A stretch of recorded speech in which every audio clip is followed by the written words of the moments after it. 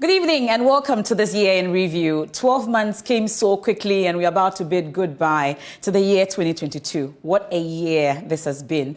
A year of unprecedented inflation. In January 2022, that's how we started. We started inflation at 13%. But guess what? It's now 50.3%. That's how we ended November. We're yet to get December though. But the e-levy was passed, but it did not meet government expectations. The finance minister also vehemently stated that the country would never go to the International Monetary Fund for a bailout. Eventually, Ghana was forced to beg for a dance with the IMF. Also, the cedi became the worst performing currency in the world in October and later started gaining strength in December, and some say it was about the best performing currency as well. Now, fuel prices also galloped so fast that many of us could not cope. I don't know about you. Now, this created a cost of living crisis in Ghana. We had prices of goods and services skyrocketing, and the government's constant defense was, I'm sure you can sing the chorus, COVID, Russia and Ukraine war. That's the excuse that we were given. In an unprecedented move also, 85 majority MPs told the president to sack his finance minister, Ken Ofori-Atta. Well, the minority jumped on that and filed a vote of censure against the finance minister, which failed because the majority walked out when it mattered most. We qualified also for the World Cup this year, 2022, but we could not make it past the group stages. We could not exact our revenge against Uruguay, but they also crashed, and we saw the priceless, teary face of Luis Suarez. A very eventful year indeed amidst haircuts. Now, let me bring you 12 months in 12 minutes. Let's begin with the Apiati explosion after this break. Well, it's 12 months in 12 minutes. This is the year in review here on the JoyNews channel, also on Joy 99.7 FM, myjoyonline.com. Let's begin our discussion with the Apiati explosion. This is what happened.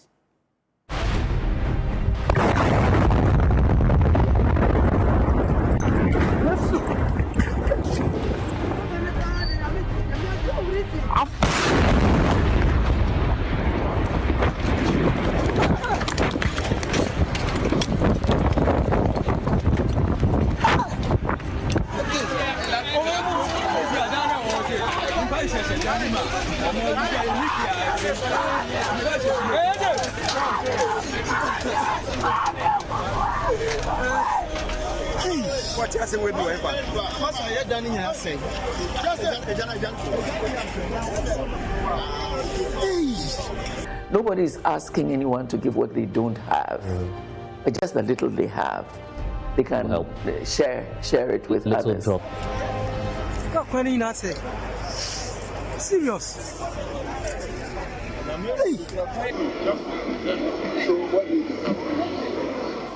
So, Mr. Speaker, this side, we don't support e-levy. We will not support e-levy. Count us out of it. They can proceed with whatever business they want to do. I thank you.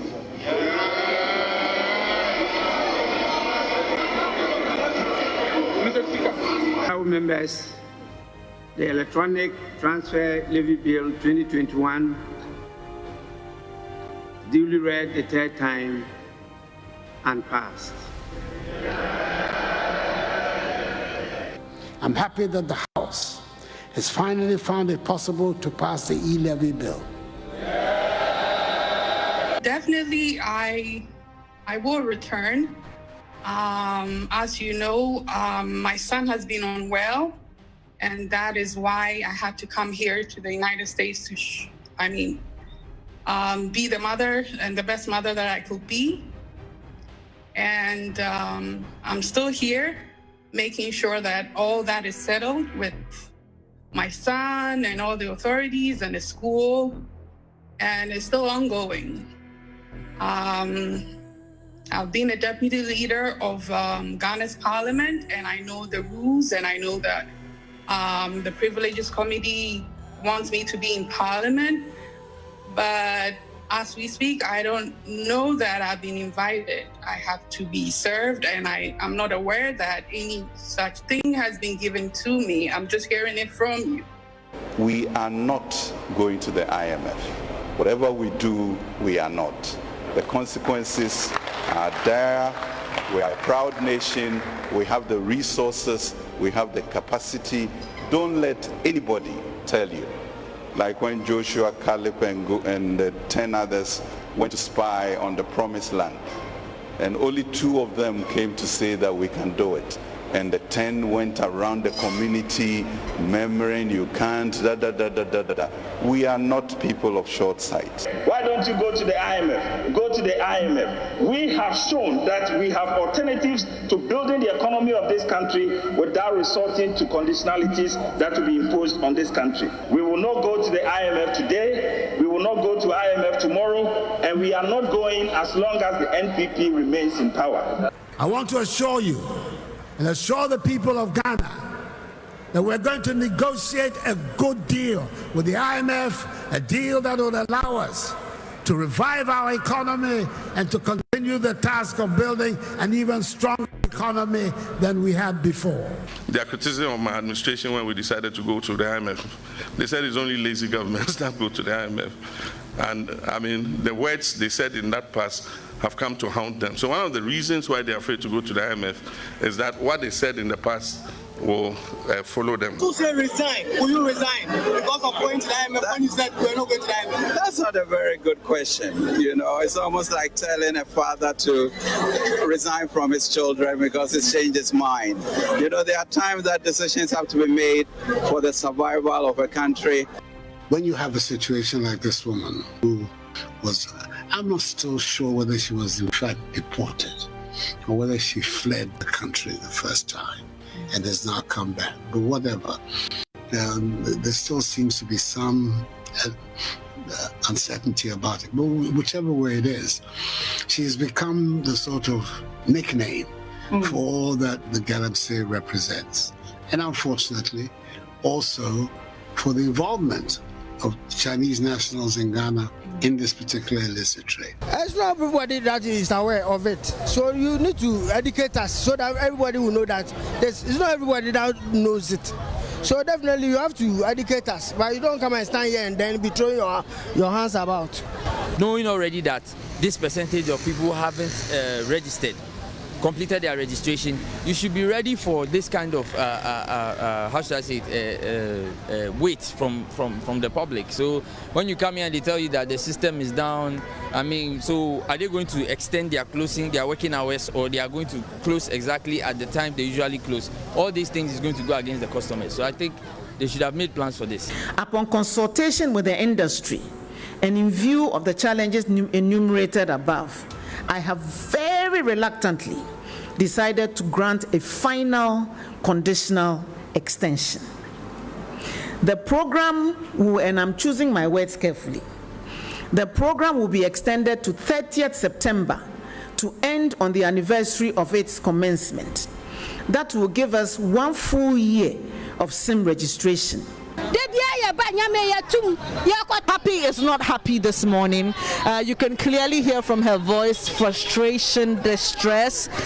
All she's saying is that she supports the call by Guta for the shops to be closed. I asked her whether she wasn't concerned about it affecting her daily bread, and she said her money matters are even not too good anyway, so what's there to lose? She says that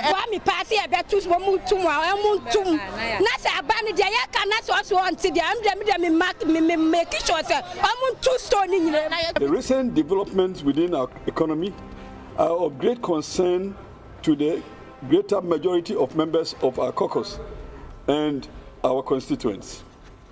We have made our grave concern to the President through the parliamentary leadership and the leadership of the party without any positive response.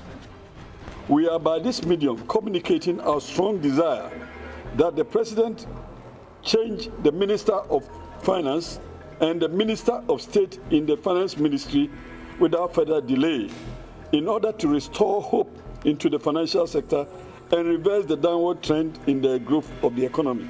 We want to serve notice, and notice is hereby served, that until such persons as aforementioned are made to resign or removed from office, We, members of the majority caucus here in Parliament, will not participate in any business of government by or for the president, by any other minister.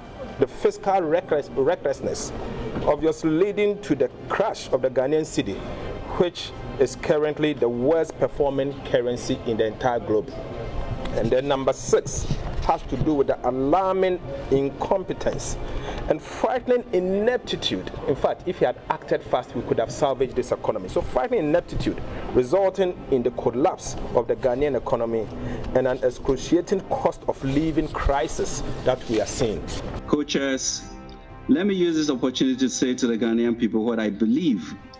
With courage, every finance minister around the world may wish to say to their people now. I am truly sorry. You have failed. It's time to say, Ghana, you gave me an opportunity to serve you. I have served you to the best of my ability. My ability is not good enough. Bring in somebody else to do the work. Why are you still sitting there? We gave you the job.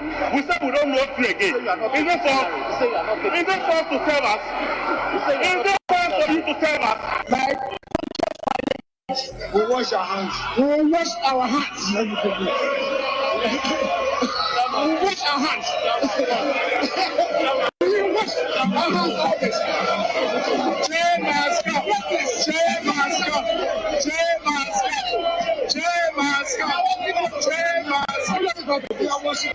Those in favor after the secret vote is 136. Those against, 0. Abstentions, 0. Following the terms of Article 82(1), the vote is accordingly lost. Mr. Speaker, this budget is a campaign budget. And therefore he's put the country on the path to debt restructuring, which he has announced as debt exchange program. So, Mr. Speaker, this budget is a campaign budget. Today he is unaccompanied. Where is the Vice President?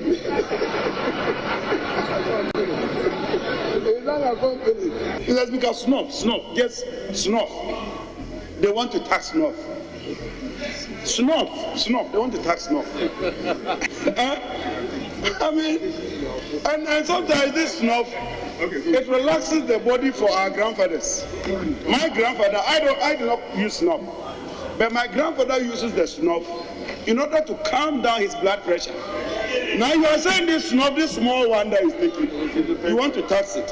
And they move to fruit juice and other beverages. Mr. Speaker, so what is the point again? You are taxing us when we take alcohol application and the rest, you are taking taxes from us. If you want to stop drinking application, you want to drink fruit juice, you want to also take tax from us. So do you want to kill us in this country? It's not fair. Let's stick to the alcoholic beverages, tax those people who take the cigar and what, but we those who have repented and want to take fruit juice and beverages, leave us alone.